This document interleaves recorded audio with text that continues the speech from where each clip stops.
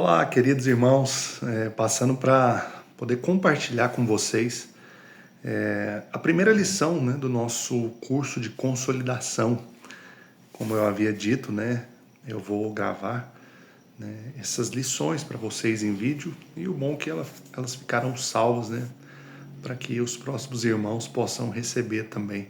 Gostaria muito de poder ministrar pessoalmente, mas como o nosso estilo de vida é muito corrido às vezes e complicado para poder estarmos juntos, eu resolvi fazer dessa forma. E essa primeira lição que nós compartilharemos hoje, ela se chama Você Nasceu de Novo. Tá?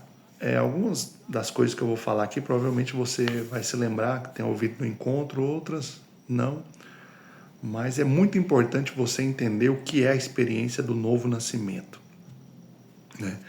E o que é o novo nascimento? Basicamente, nós podemos dizer que o novo nascimento é quando a vida de Deus entra na sua vida, acresce a sua vida natural.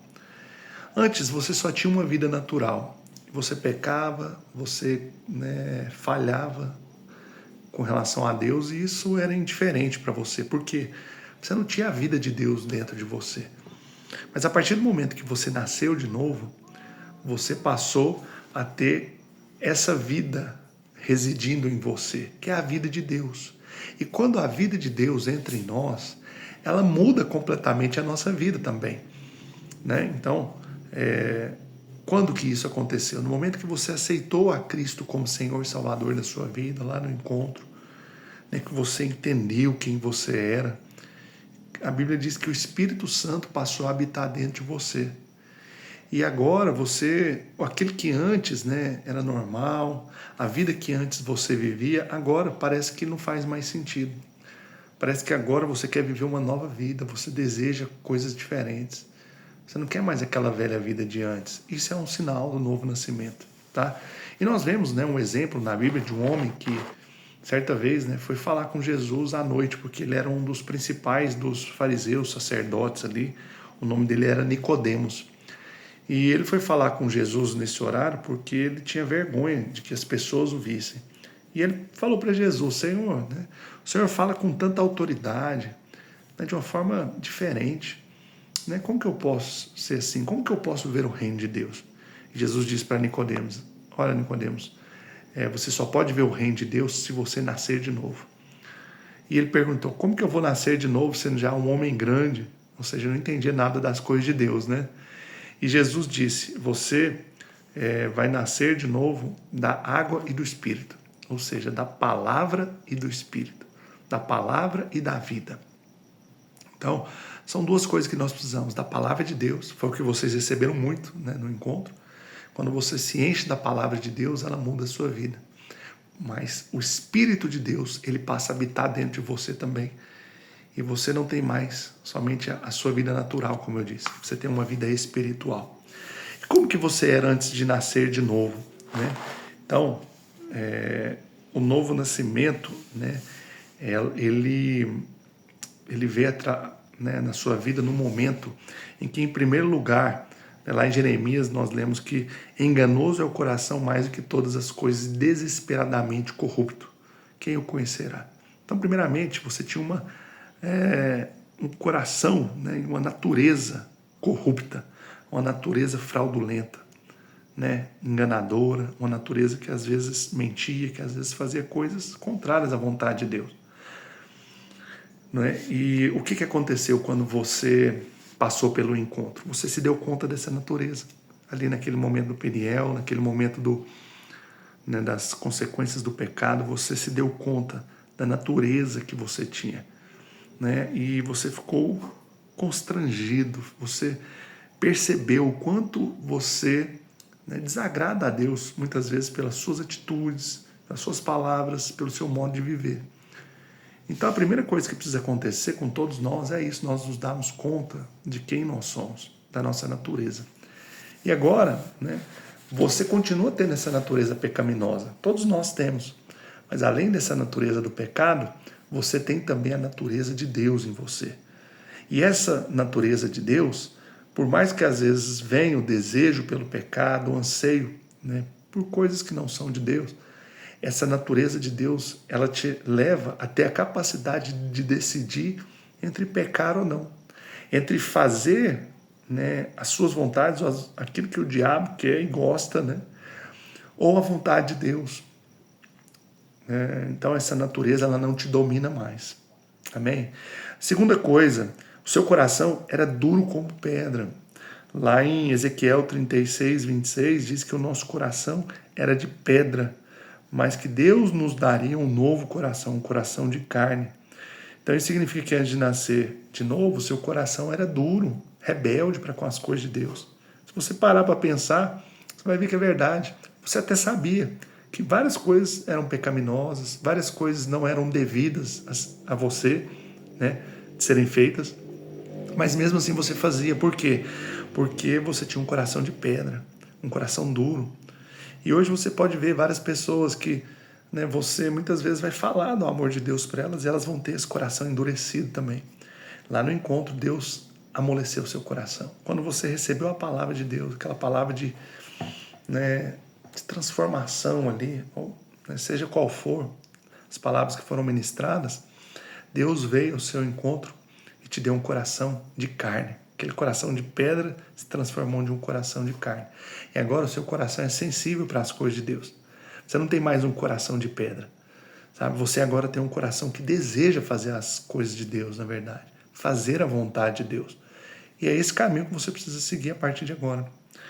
Em terceiro lugar, a Bíblia diz que o seu espírito estava morto para Deus, né? Lá em Efésios 2:1 diz que você tinha um espírito, mas ele estava morto para Deus. Ele era como um rádio quebrado. Então você pega um rádio que está quebrado, você tenta sintonizar ali as frequências, né, sonoras, mas ele fica só aquela chiadeira. Seu espírito era assim. O nosso espírito é onde Deus mora, onde Deus habita. Só que quando você nasceu de novo, você teve uma experiência de novo nascimento, a Bíblia diz que o seu espírito foi vivificado. O que significa isso? Ele recebeu a vida de Deus. Então, seu espírito que estava morto, agora tem a vida de Deus. Você foi regenerado, né? Então, essa é a experiência do novo nascimento, quando a vida de Deus passa a habitar dentro de você, além da sua vida. As pessoas no mundo acham que elas já nascem filhos de Deus, mas de acordo com a palavra, nós nos tornamos, né? Lá em João 1:12 diz que Deus nos deu o poder de sermos feitos filhos de Deus. Isso acontece quando Ele passa a morar em nós, né? Então, se alguém é filho de Deus, quando que ela se tornou? Né? Se Deus mora em você, quando que Ele começou a habitar em você? Né? E quando que sua natureza foi mudada? Então Deus, Ele muda a nossa vida. E Ele muda a nossa natureza também. E Ele passa, e Ele vivifica o nosso espírito. Então seu espírito que estava morto agora está vivo para com Deus. Anseia pelas coisas de Deus. Ele é sensível a Deus, ao pecado, às coisas que são corretas, que são erradas. Deus fala com você no seu espírito através de sensações, né, da intuição, da sua consciência, sente acusado muitas vezes, né? Você quer ter comunhão com Deus. Então tudo isso são funções do seu espírito, tá? Deus habita no nosso espírito e é através do espírito que nós temos comunhão com Deus. A nossa alma, né, o nosso corpo, ele coopera com o nosso espírito, mas nosso espírito é onde Deus mora de fato, onde Ele habita. Em quarto lugar, você estava separado da vida de Deus. Então, uma vez que a natureza de um homem não regenerado é corrupta, né, o seu coração fica endurecido para com Deus. Né, seu coração, a sua vida, aliás, estava separada de Deus. Você estava distante de Deus. Só que quando você nasceu de novo, você passou a ter uma nova vida. Você que estava separado de Deus por causa do pecado, foi unido a Ele, porque você se arrependeu, você se deu conta de quem você é, você se deu conta da sua natureza, e agora você tem a vida de Deus dentro de você. Amém, querido? Então esses são os sinais, né, de alguém que nasceu de novo, tem uma nova natureza, um coração mole para com as coisas de Deus, o espírito vivo, você sente Deus no seu espírito, e agora você tem a vida de Deus. Você não está mais separado de Deus por causa do pecado. Você se arrependeu, você decidiu servir a Deus, você decidiu seguir a Jesus e Ele mora dentro de você. Agora, quais são os sinais dessa nova vida? Tá bom, Daniel, entendi, mas quais são os sinais que eu percebo que, né, eu nasci de novo realmente, que eu sou uma nova criatura? primeiro, você tem uma vida livre do pecado. Então, o que quer dizer isso? Quer dizer que, eventualmente, pode até ser que você tropece, porque o pecado, a natureza pecaminosa ainda está em nós. Então, ser livre do pecado não significa que você não vai tropeçar, mas o pecado, ele não vai ser mais um hábito, não vai ser algo comum na sua vida, ele vai ser um acidente de percurso. E quando acontecer, você vai se sentir mal, você não vai se sentir bem com aquilo. E a palavra de Deus diz que uma vez que você peca, você tem um advogado, diante de Deus, que basta você se arrepender de seus pecados, confessar os seus pecados e decidir, seguir uma nova rota. Ele te perdoa os pecados. E a Bíblia diz que Deus, ele não só nos perdoa, mas ele lança os nossos pecados no mar do esquecimento. Ou seja, é como se nunca tivesse acontecido. Não é possível entrar em detalhes sobre isso aqui, mas lembre-se, todas as vezes que você se arrepender e confessar o seu pecado, é como se ele nunca tivesse acontecido diante de Deus. Tá bom? Segundo, é uma vida que tem comunhão íntima com Deus. Além de você ter uma vida livre do pecado, você quer ter comunhão com Deus. Você quer se aproximar de Deus. Você quer estar junto de Deus. Você não quer mais ficar distante dele. Sabe, se você, que decidiu ali, no encontro, onde quer que seja, viver uma nova vida, e você não sente fome pelas coisas de Deus, isso é um sinal ruim. Você precisa desejar conhecer a palavra, desejar buscar a Deus. Então, eu dou uma dica para você, comece a ler a Bíblia, ali do Novo Testamento, a partir do livro de Mateus. Comece a orar, ore pelo menos 5, 10 minutos por dia e vá aumentando essa frequência. Deseja as coisas de Deus. Terceiro, uma vida que se satisfaz com o Senhor. O que significa isso? Antes você vivia buscando satisfação em um monte de coisas desse mundo e você nunca encontrava. Mas Deus, ele nos satisfaz de verdade. Tanto é que lá em João 4,14 diz que Jesus disse para uma mulher, samaritana, que já tinha 5 maridos e o sexto era amaziado.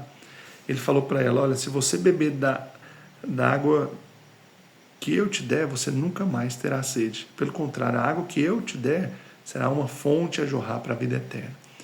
O que Jesus quis dizer com isso? Que a água desse mundo é uma água que não satisfaz, é uma água podre, é uma água que não traz saciedade. Mas a água que Ele nos dá satisfaz o nosso coração, nos deixa plenos de fato. Você até faz outras coisas, busca outras coisas, mas sua satisfação está em Deus acima de tudo. Amém? Em quarto lugar, é uma vida cheia de influência divina. O que significa isso? Sua vida agora é uma vida que influencia outras pessoas e não que é influenciada. Você precisa ser um canal para levar outras pessoas a conhecer a Deus. E como eu dizia hoje para um irmão, você mesmo que não saiba, às vezes compartilhar o evangelho e pregar como às vezes nós pregamos, você pode ser como o cego que foi curado por Jesus, que dizia o seguinte, olha, eu não sei o que aconteceu comigo, mas eu só sei de uma coisa. Eu sei que eu era cego, mas agora eu vejo. Então, da mesma forma, você era cego e agora vê. E você pode convidar pessoas a estarem com você nesse caminho, a irem à célula, a irem à igreja. Isso já será muito significativo, porque é um sinal de que você se importa e que você quer influenciar outras pessoas. Quando você se sentir à vontade, você pode pregar, pode falar do amor de Deus para essa pessoa. E mesmo que você queira falar da sua maneira também, você pode falar. Mas é importante que você influencie outras pessoas a seguir esse caminho. Porque muitas pessoas nesse momento estão tristes, depressivas, com as suas vidas arruinadas, desejando por alguém que vai chegar e vai falar para elas do amor dele. Amém? Quinto, é uma vida que vence as circunstâncias e o diabo. A sua vida agora é uma vida que vence as circunstâncias, vence o inimigo. Antes você era vencido por ele. Antes as circunstâncias dominavam você, suas emoções seguiam as circunstâncias. Agora não. Agora você vive pela fé. Você pode vencer as circunstâncias, pode vencer os problemas, as lutas, pela fé em Deus, que vai te dar perseverança, que vai te dar força, que vai te fazer prevalecer. É uma vida que pratica o bem também. Então aquele que nasceu de novo agora anseia por fazer a vontade de Deus. Você deseja fazer o bem, deseja fazer aquilo que é a vontade do Senhor para a sua vida e não somente aquilo que você quer. Tá bom? Então essa é a lição de hoje. Agora algumas dicas práticas para você. Então, primeiro, conte para os seus amigos, parentes, familiares, pessoas próximas que você agora é um filho regenerado de Deus, que você nasceu de novo, que você decidiu seguir a Jesus, que você quer viver uma nova vida e que certas coisas já não fazem parte mais da sua vida. Esteja uma célula, né? A maioria de vocês já está. Compre uma Bíblia e comece a ler o Novo Testamento, eu já falei aqui. Participe aos domingos do culto de celebração da igreja. No culto você é alimentado, na célula você compartilha, você fala, você é renovado. E você agora é um filho de Deus, tem a convicção da sua salvação, tem a convicção de quem você é em Deus, da sua identidade. O grande problema dessa geração é que eles não se dão conta da sua identidade.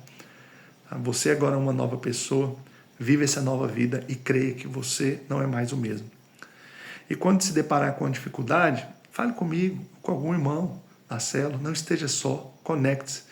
A vida cristã não foi feita para viver sozinho, ela foi feita para viver em comunhão, junto ao corpo de Cristo. Não queira viver só, tá bom, gente? Bom, então é isso que eu gostaria de compartilhar com vocês hoje. Tentei me deter aí mais ou menos uns 15 minutos, passei um pouquinho, mas nas próximas semanas estarei enviando outras lições. Ouçam, resumam, né? Aprendam, ouçam, vejam novamente esse vídeo se for preciso, né? E guarde essa mensagem que ela é muito importante para a sua vida. Amém? Um grande abraço, até mais, irmãos.